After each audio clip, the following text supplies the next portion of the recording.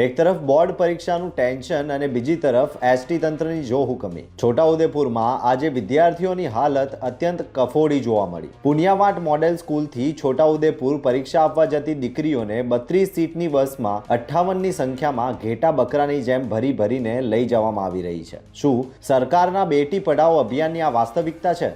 સવારે ધોરણ 10ની દીકરીઓ આવી જ હાલાકી વેઠીને પરીક્ષા કેન્દ્ર પહોંચી હતી અને નવાઈની વાત તો એ છે કે પરીક્ષા પૂરી થયા બાદ પણ તેમને બસ માટે 1.5 કલાક સુધી રસ્તા પર રઝળવું પડ્યું હતું। આ મુસાફરીનો થાક અને માનસિક ત્રાસ વિદ્યાર્થીઓના રિવિઝન પર માઠી અસર કરી રહ્યો છે। શું એસટી વિભાગ પરીક્ષાના દિવસોમાં વધારાની બસો ફાળવવામાં પણ નિષ્ફળ ગયું છે? જો દીકરીઓ જ સુરક્ષિત અને સુવિધાજનક રીતે પરીક્ષા કેન્દ્ર નહીં પહોંચી શકે તો તેમના પરિણામ માટે જવાબદાર કોણ? ધોરણ 10ની એસએસસી એક્ઝામ આપવા માટે સવારના 8:30-9 વાગે અહીંયા આવ્યા હતા।